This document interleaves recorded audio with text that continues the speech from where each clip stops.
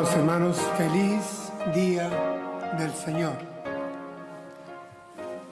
En tiempos en que estuvo acá en la tierra Jesús de Nazaret, sus conocidos, sus contemporáneos, en la gran mayoría le reconocían al menos como maestro. Y su docencia, su enseñanza, solía llevar un cierto estilo peculiar, muy propio del Oriente, pero también acostumbraba utilizar como parte de su lenguaje teológico las parábolas.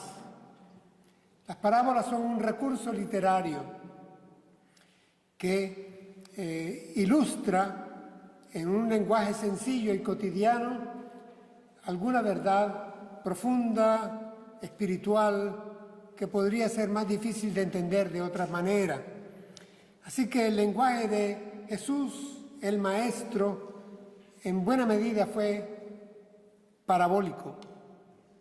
Y esto, el que así fuera, traía consigo ciertas consecuencias. Las parábolas per se exigen que quien las oiga abandone la superficialidad del literalismo. Tiene que aplicar cierto entendimiento, interpretar cuál es la verdad que se quiere transmitir, que se está recibiendo. Se exige abandono de prejuicios. Hay un cierto enigma en toda parábola. Necesita ser descubierta la verdad a través del análisis. Y hermanos, además de ello, si bien las parábolas en su gran mayoría tienen una verdad central, un mensaje central, y no debemos de abusar de ellas, también es cierto que algunas parábolas admiten que se aplique cierto énfasis dependiendo dónde la luz incida. Voy a ponerles un ejemplo. Una parábola por todos nosotros conocida, aquella del padre que tenía 2 hijos. Esa parábola, que la conocemos como la parábola del hijo pródigo, podría perfectamente aceptar que se hiciera un énfasis para ver la enseñanza sobre la figura del padre de los 2 muchachos. Pero también se podría poner la luz y el énfasis en el hijo menor, el que se marchó, y obtendríamos lección, enseñanza de ese enfoque. O podríamos tal vez poner el énfasis en el hijo que quedó en casa, el hijo mayor, y obtener enseñanza y lección de esa misma parábola, con 3 énfasis distintos. Algo similar podríamos decir de otras parábolas, como la parábola del sembrador. Hay quienes, por cierto, con razón la han podido llamar la parábola de los terrenos, porque ponen el énfasis más en los terrenos, en la diversidad de terrenos, que en el que siembra, o algunos ponen el énfasis en la semilla que se esparce en los diferentes terrenos. En fin, esto acontece con algunas parábolas y es correcto, no es violentar el texto bíblico. Quiero sí recordarles que el mensaje de Jesucristo, con mucha insistencia, utilizó parábolas y eran para explicar lo que él mismo llamó el Evangelio del Reino. Si hay una forma de identificar o de subtitular o titular el concentrado, lo céntrico del mensaje de Jesús de Nazaret, es el reino de Dios. De hecho, hermanos, esa expresión reino de Dios está en más de 100 oportunidades, la encontramos en el Nuevo Testamento, y en los 4 evangelios en más de 60 momentos. Y la mayoría de esas veces en labios de Jesús, el Maestro, al enseñar sobre el reino de Dios. Es importante, por lo tanto, que tengamos presente que Jesús vino a anunciar el reino de Dios. El Evangelio de Juan nos dice que apenas comenzó su ministerio, él predicaba el reino de Dios. El reino de Dios, el reino de los cielos, se ha acercado a vosotros. Oh, el reino de Dios ya está entre ustedes. Él lo viene a inaugurar de manera especial. Ahora bien, si alrededor del reino de Dios encontramos una cantidad de enseñanzas en lenguaje de parábolas, también es cierto que el Evangelio del reino, el reino de Dios, como centro del mensaje de Jesús, admite que Él en varias oportunidades hiciera afirmaciones tajantes. Por ejemplo, decirle al representante del Imperio Romano: mi reino no es de este mundo. O decirle a sus discípulos en su discurso profético: y será predicado este evangelio del reino en todo el mundo, y entonces vendrá el fin. Afirmaciones de este orden encontramos sobre el reino de Dios, el evangelio del reino. Y esto, hermanos, esta predicación de Jesús sobre el reino de Dios, sobre esa era mesiánica que él venía a inaugurar, no coincidía con la expectativa del pueblo judío. Así que tuvo cierto problema la comunicación del evangelio del reino en el contexto de la cultura, de la expectativa mesiánica del pueblo judío. Yo voy a leerles a ustedes una pequeña parábola sobre el evangelio del reino, sobre el reino de Dios, que contó el Señor Jesús, a ver qué encontramos nosotros de lección en esta mañana sobre el reino de Dios. Voy a Reina Valera Contemporánea, Marcos capítulo 4, leeremos tan solo 4 versículos, del 26 al 29. Dice así la palabra de Dios.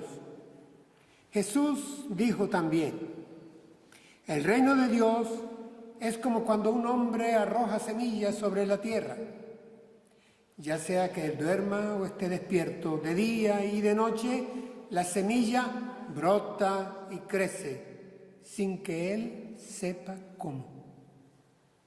Y es que la tierra da fruto por sí misma. Primero sale una hierba, luego la espiga y después el grano se llena en la espiga. Y cuando el grano madura, enseguida se mete la hoz, porque ya es el tiempo de cosechar. Y hasta ahí el texto. Este texto, esta parábola, permite perfectamente, en sana hermenéutica, que lo abordemos desde una dimensión personal, íntima, sobre el nuevo nacimiento, de cómo la palabra de Dios, la santa palabra de Dios, trabaja en el corazón del hombre y de la mujer, y cómo produce un nuevo nacimiento que no podemos explicar bien cómo se da, pero lo cierto es que tiene un proceso y luego se nota a través del fruto del Espíritu Santo. Esa dimensión personal es perfectamente aplicable al reino de Dios en esta parábola. Y esto ha sucedido en ustedes, en cada uno de ustedes, y ha sucedido en mí. Hoy, sin embargo, no quiero referirme a la dimensión personal, a esa dimensión íntima del reino. Me quiero referir a un nivel global, a la extensión del reino de Dios, como todo el proyecto del plan de salvación, que es la restauración de su reino, cielo nuevo y tierra nueva. Es una reorientación de la historia que ha sido maleada por el pecado y por el enemigo, por el maligno y por la maldad. Cómo Dios tiene en su plan reconciliar consigo mismo al universo entero, incluyendo, por cierto, a toda su creación, a la naturaleza misma que está esperando por ser renovada junto con la glorificación de los hijos de Dios. Así que el reino de Dios ciertamente puede ser aplicado, el mensaje del Evangelio del Reino, a nuestras vidas, a cada uno de nuestros momentos, experiencias, circunstancias, realidades personales muy íntimas, como también tiene una dimensión mucho mayor. El compás se abre con un proyecto histórico total. Es de tal importancia, hermanos, esto que les traigo esta mañana, que el Señor Jesús, después de resucitado, consideró necesario quedarse varias semanas resurrecto, con su cuerpo glorificado, con sus discípulos, y la Escritura nos dice en el libro de los Hechos que resucitado hacía dos cosas con sus discípulos. Primera, les daba evidencia de que Él estaba vivo. Y segunda, dice, les explicaba, les enseñaba sobre el reino de Dios. El Señor Jesús consideró que su tarea magisterial tenía que continuar aún después de la resurrección, antes de ascender a los cielos, explicándole los detalles del reino de Dios, para que no se desviaran, para que no lo confundieran, para que no lo malinterpretaran. Tenían que quedar claros los secretos del reino, como una vez Él los llamó cuando les explicó una de esas parábolas. Entonces, nosotros, hermanos, hoy abordaremos este tema del reino de Dios, al que le he dado el siguiente título: el reino de Dios depende de Dios. La basileia es en griego el reinado de Dios, el reinado efectivo del Rey de Reyes y Señor de Señores, depende de Él. Esto nos lleva a reconocer que existe una tensión en el tema. Cuando hablamos del reino de Dios, tenemos que reconocer que hay un ya cumplido y hay un todavía no, que espera por la consumación final. Es la tensión entre el ya y el todavía no. Y de esto también trataremos algo al final del sermón. Comenzamos a analizar nuestra parábola. Leo de nuevo la primera parte. Jesús dijo también: el reino de Dios es como cuando un hombre arroja semilla sobre la tierra. Primer aspecto que quiero resaltar, hermanos, dice el reino de Dios. El reino de Dios. Está refiriéndose a lo que le pertenece a Dios como único y soberano absoluto, Señor de todo. Es el reino de Dios. Aquí no dice la democracia de Dios. Aquí dice la teocracia. Esto es monarquía. Estamos hablando del reinado absoluto de Dios. Dios no tiene virreinatos ni socios. No tiene que andar haciendo pactos con otros. Dios es rey. Y aquí se habla del reino de Dios. Y yo sé que esto hoy en día cuesta, porque estamos en tiempos en que el mundo gira hacia lo que sería el formato mejor de todas las caricaturas de gobierno que hay, que es la democracia. Pero nosotros tenemos que predicar en este tiempo el formato político de Dios en la historia, y que se habrá de consumar al final, que es el reino, la monarquía de Dios, el reino de Dios. Y compara al reino de Dios, la parábola, dice, es como cuando un hombre arroja semilla sobre la tierra. Hermanos, segunda lección es: nosotros estamos invitados a trabajar en la extensión del proyecto del reino de Dios. Como siervos, como súbditos. De un rey se es súbdito y a un rey no se le discute, Él es nuestro Rey, nosotros somos sus súbditos, somos enviados. Cuando el Señor iba ya a ascender de regreso a los cielos, le dijo a sus discípulos: toda potestad me ha sido dada en cielo y tierra, por lo tanto, id con el poder, yo los envío, vayan a todas las naciones, prediquen, enseñen, bauticen. Hemos sido enviados, apostoleados, sería una corruptela del griego, a predicar, a enseñar, a bautizar, a la extensión de la basileia de Dios, del reino de Dios, como proyecto salvífico para toda la humanidad. Hemos sido invitados a esta tarea. Leo ejemplo tomado de la Escritura. El apóstol Pablo escribe a la iglesia de Corinto: yo sembré, Apolos regó, pero el crecimiento lo ha dado Dios. Así que ni el que siembra, ni el que ciega, ni el que riega son algo, sino Dios que da el crecimiento. Es importante, hermanos, recordar esto. Nos toca sembrar. El apóstol Pablo dice: yo sembré, Apolos regó. Sin embargo, recuerda que hay alguien clave que está pendiente de esta tarea, y es Dios, que hace que esa siembra, ese riego funcione. Dios da el crecimiento. Nosotros tenemos incluso un canto: sembraré la simiente preciosa del glorioso evangelio de amor. Sembraré, sembraré mientras viva, y dejaré el resultado al Señor, porque Él es quien da el crecimiento. Pero somos sembradores, hermanos, somos sembradores del reino.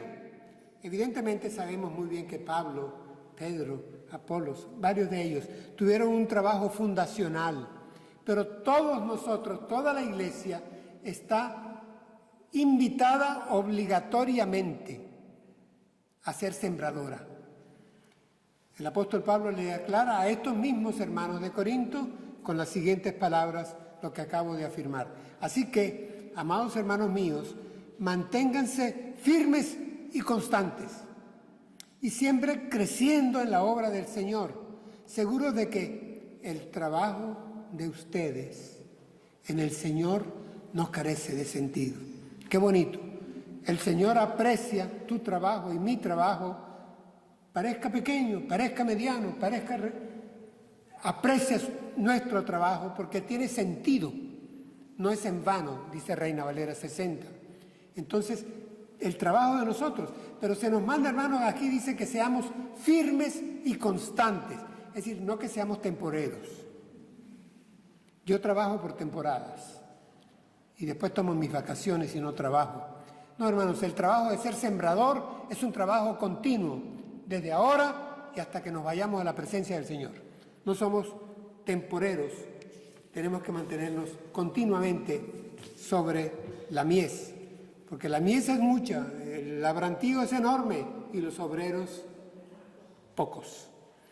Ahora, interesante que aquí afirma, diciendo el texto, ya sea que el hombre que siembra, ya sea que él duerma o esté despierto, de día y de noche, la semilla brota y crece sin que él sepa cómo. Noten esto, hermanos. El reino de Dios no está sujeto a las circunstancias ni a las noticias históricas. El reino de Dios supera las adversidades, las hostilidades, las deserciones. El reino de Dios no está amarrado a lo que el hombre quiere, ni a lo que su iglesia quiere y cree. El reino de Dios tiene una vitalidad intrínseca, una garantía de continuidad, una garantía de triunfo. Esa garantía se la da la semilla que se está sembrando. La semilla que se está sembrando, hermanos, es la palabra de Dios, que nunca regresa vacía, que desciende de los cielos como la lluvia y la nieve, pero no vuelve allá sin cumplir la voluntad de Dios, el propósito que Él tiene, y su palabra cambia los hombres, cambia las vidas, extiende el reino. Por eso Dios le dice al profeta, háblales con mis palabras, no con tus palabras, no con las anécdotas y los cuentos y lo que te leíste en un libro. Háblales con mis palabras. Es la palabra de Dios, la Escritura revelada, la Santa Biblia, la que cambia a los hombres, cambia a las mujeres, cambia las situaciones, avanza el reino, garantiza el éxito, el reino de Dios. Sin embargo, reconozcamos también en humildad que aquí hay una frase que sella diciendo, sin que el hombre que siembra sepa cómo es que esto está pasando. Sí, hermanos, germina, brota y crece porque es sobrenatural. Es el Espíritu Santo de Dios a través de su palabra santa que está provocando nuevos nacimientos que no entendemos cómo funcionan, pero funcionan y se dan.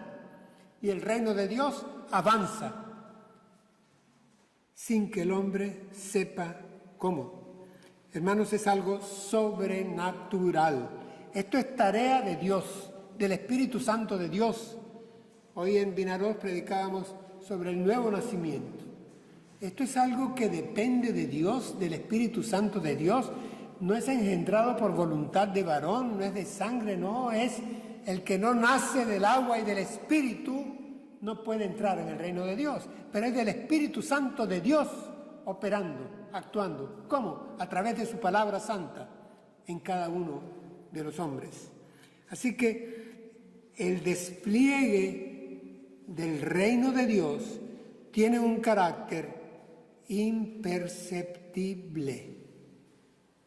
Lo repito, sin que el hombre sepa cómo, sin que se note. La palabra de Dios está actuando en la vida de hombres y mujeres y no se nota, no se entiende ni cómo, es imperceptible, sin que el hombre sepa cómo. Lo primero que destaco, el reino de Dios es imperceptible, no sale en las noticias de la televisión. Se habla de presidentes y de elecciones y de reinos y de parlamentos y de naciones. Nadie habla del reino de Dios y el reino de Dios es una realidad, pero es imperceptible para los demás. Los secretos del reino son para ustedes, le dijo el Señor a los suyos, y son para nosotros. Primera característica entonces que se destaca aquí es el reino de Dios es imperceptible. Eso quiere decir, hermanos, que no es cuantificable. Está más allá de nuestros propios cálculos. Si tuviéramos que analizar por las noticias, diríamos que el reino de Dios está por desaparecer o va en retroceso. ¿Dónde está? No lo vemos. ¿Está en las Naciones Unidas? No. ¿Está en la UNESCO? No. ¿En la Unión Europea? No. ¿En la Liga Árabe? No. ¿Dónde está el reino de Dios? Imperceptible, hermanos. No lo podemos percibir. Y no depende de nuestras estrategias, ni de nuestros recursos, ni de nuestros protocolos, ni de nuestras modas, ni de nuestros efectismos, ni de nuestras tradiciones. No podemos forzarlo. No depende de nosotros, hermanos, afortunadamente. El reino de Dios depende de Dios y se va dando. Y han pasado siglos y milenios y se va dando y continúa. Y las puertas del Hades no pueden prevalecer en su contra. La luz echa fuera las tinieblas no pueden prevalecer contra la luz. Continúa el reino de Dios a pesar de. Ahora, esto no es el llamar, el proclamar de lo que la palabra nos permite convencernos de que el reino de Dios depende de Dios. No es un llamado a nuestra parte a dormirnos, a la negligencia o al abandono. Bueno, si depende de Dios, que Él lo lleve. Ni tampoco, hermanos, es un llamado, es más, quiero que no caigamos en el activismo, en la desesperación de qué hacer porque el reino de Dios avance. El reino de Dios avanza porque Dios lo lleva, lo controla, lo guía. Nosotros somos tan solo invitados a trabajar. Descansemos, que no haya ansiedad en nosotros. Tiene una vitalidad néumica, es una vitalidad del Espíritu Santo, que es el que lo lleva a cabo, es el que lo lleva adelante. Así llegó hasta ti, llegó hasta mí, llegó hasta otros lugares, está en los 190 países del orbe y en pequeños grupos o en grandes congregaciones. Nosotros no conocemos la magnitud porque es hasta ahora imperceptible. Hermanos, la Escritura nos dice que Él avanza no por espada, no por ejército, sino con la fuerza de su Espíritu. Esa es la forma como el reino de Dios avanza. Es tarea de Dios, es reino de Dios, suya es la obra, suyo es el poder. En nosotros no está. Aún poco antes de ascender a los cielos, los discípulos creían y querían un reino de Dios aquí, ahora y ya. Señor, ¿será en este tiempo? Y hay quienes se atreven a poner un calendario y ya están fijando fechas y lo han hecho antes. Vamos, esto depende de Dios. La consumación del reino depende de Él, no de nosotros. Hermanos, dice el texto, avanzamos en él por razones de tiempo, dice, y es que la tierra da fruto por sí misma. Primero sale una hierba, luego la espiga y después el grano se llena en la espiga. Aquí veo, hermanos, el elemento del proceso. El elemento también del progreso callado. Miren, comienza por algo muy pequeñito, luego ahí viene la hierba, el brote, luego viene la espiga, después la espiga muestra los granos que tiene dentro. Hermanos, evidentemente avanza calladamente el reino de Dios, pero avanza, progresa calladamente. Si habíamos dicho que era imperceptible, yo ahora agrego otra palabra apoyada en la palabra de Dios. El reino de Dios es indetenible. Nadie lo puede detener. Es que nadie puede detenerlo. Imperceptible, pero es también indetenible. Esa semilla va a dar su brote, va a salir, va a romper la tierra, va a aflorar, va a salir como hierba, va a mostrar espiga, se diferenciará perfectamente de la cizaña, de todo lo que trata de imitarle, llenará de grano, indetenible, imperceptible, sí, llega un momento en que es indetenible, lo ha sido desde un comienzo y nosotros 2000 años después así lo vivenciamos y lo sabemos. Pero hermanos, recordemos que como iglesia nosotros no tenemos la manivela de la historia.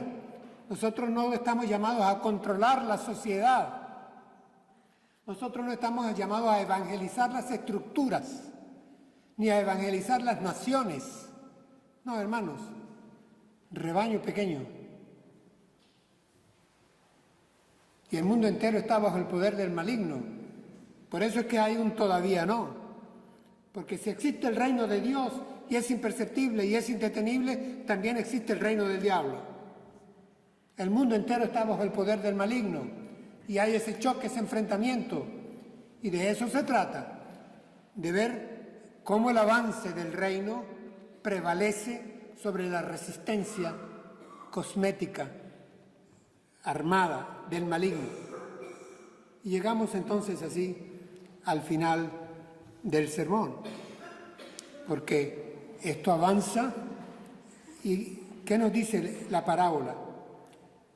Cuando el grano madura, no antes, cuando madura el grano, enseguida se mete la hoz porque ya es tiempo de cosechar. Llega la cosecha. Hermanos, la cosecha está garantizada. Garantizada. El Señor Jesús se lo dijo a sus discípulos: en el mundo, miren, van a tener que sufrir, van a tener cantidad de reveses, problemas. Si conmigo, que soy la rama verde, ya verán lo que van a hacer. Con ustedes, que son pequeñitas ramas y prácticamente secas, ¿qué no van a hacer? Van a tener que sufrir, van a tener que... Pero confiad, yo he vencido al mundo. Este es un tiempo pasajero, un intermedio. El maligno tiene los días contados y tiene la cadena corta, tiene ciertas libertades que le han sido permitidas, pero el que nos ha sido dado a nosotros y está en nosotros es mayor que el que gobierna el mundo. Es el Espíritu Santo de Dios. Ese es el Espíritu que garantiza el éxito, la continuidad, he dicho, que sea indetenible el reino de Dios.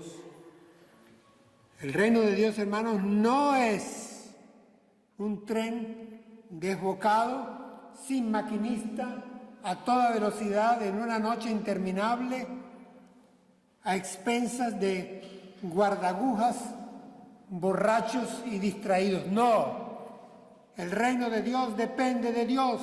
El reino de Dios está bajo control. Él es el Señor de la historia. Él es el que lleva la rectoría de la historia hasta su final.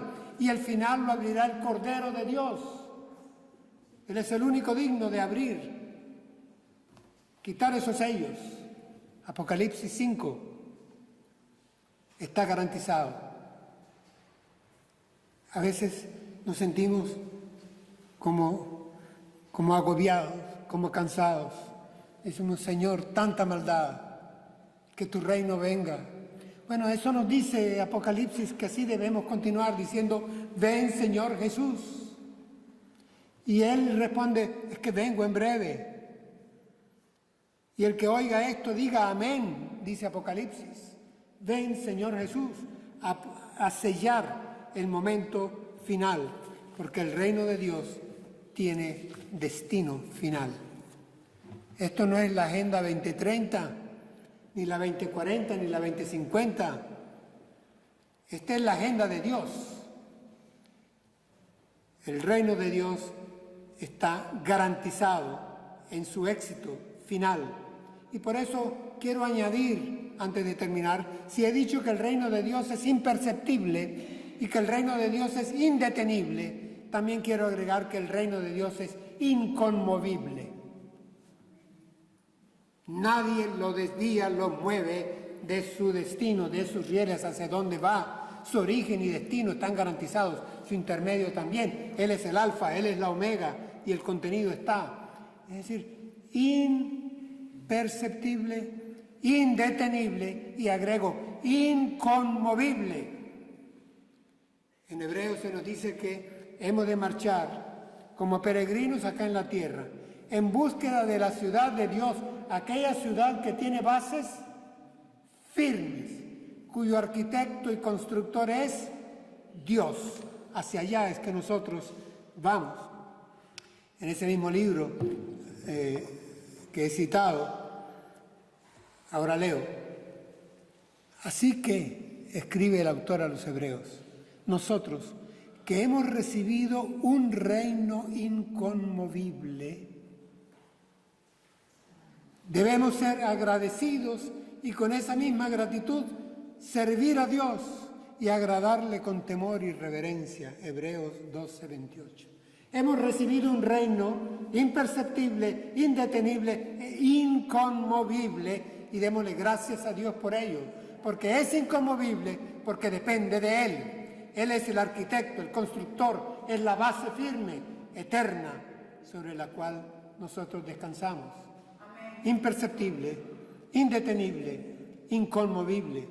Eso nos ha sido dado. Pero se nos dice que sigamos sirviendo a Dios en gratitud, a sabiendas de que se nos ha sido dado un reino inconmovible. Sí, hermanos, ese todavía no, de que hablamos en teología, llegará. Y llegará el momento en que el todavía no será un hecho consumado. ¿Cuándo será eso? Cuando Él regrese en gloria. Cuando regrese Jesús en gloria, se consumará el momento final. La Escritura nos dice en palabras de Jesús que Él enviará sus ángeles a que recojan a sus escogidos de los 4 puntos cardinales. A todos sus escogidos,